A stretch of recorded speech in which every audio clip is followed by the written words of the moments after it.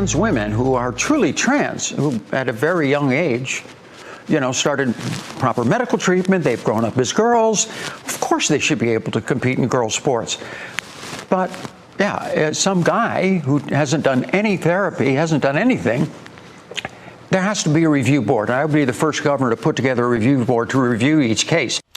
California gubernatorial candidate Caitlyn Jenner sounding off on transgender athletes in high school sports right there yesterday.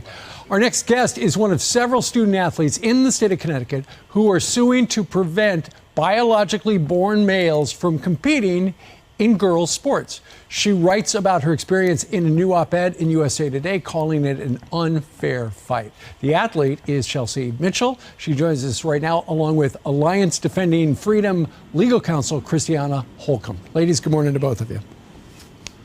Good morning.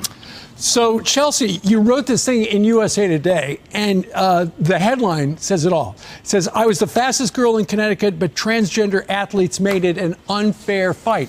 Because you feel that it is not fair for you, somebody who was born biologically a female, to be competing against transgender athletes who were born boys, right? Yeah, I mean, we've seen the biological distinction between males and females. So naturally, we want to protect the biological female category so that females can have the same opportunities that males do. So, Chelsea, how many times did a transgender athlete, somebody who was born male, beat you in some of the biggest races in Connecticut? They beat me almost every race. I personally lost 4 state championships, 2 all New England awards, and countless other opportunities to advance and place and medal just because there was a biological male in my race. Okay, and that is why you joined this original lawsuit. But Christiana, the lawsuit was just thrown out by the judge. On what grounds? Look, the court got it wrong. The court essentially told Chelsea and the other female athletes that their accomplishments mean nothing. And 14 months after we filed the federal lawsuit, the court still dodged the real issue in this case, which is the fundamental unfairness of forcing girls like Chelsea to compete against biological males, because there are those real physical differences between the sexes that give males an athletic advantage over girls. Right. And Christiana, the judge said, I'm throwing this out because the 2 transgender athletes that were involved in this lawsuit, they graduated. So case closed, the judge said. However, that's not case closed because you're reopening it. You're pressing on with your legal case, right?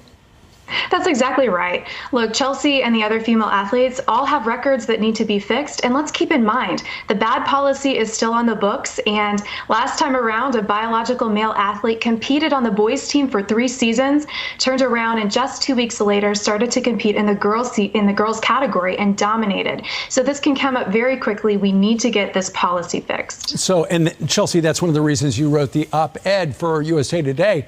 But what's interesting, after it ran, then apparently they got some backlash and they said, oh, we got to change something. There was an editor's note that said, this column has been updated to reflect USA Today's standards and style guidelines. We regret that hurtful language was used. And the hurtful language is, you refer to them as male runners, right?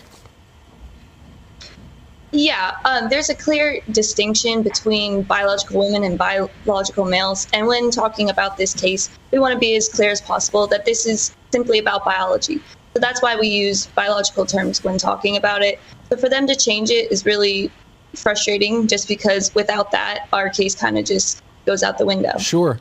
I'm looking at the news this morning. A recent Gallup poll shows that 62% of Americans believe that transgender athletes should only compete on sports teams of the sex they were assigned at birth. And Chelsea and Christiana, for both of you, and this will be toward Chelsea. Chelsea, it's all about fairness. You just want a fair race. Yeah, that's exactly it. We literally just want to compete in our sports fairly. Because, Christiana, it's not fair the way it is.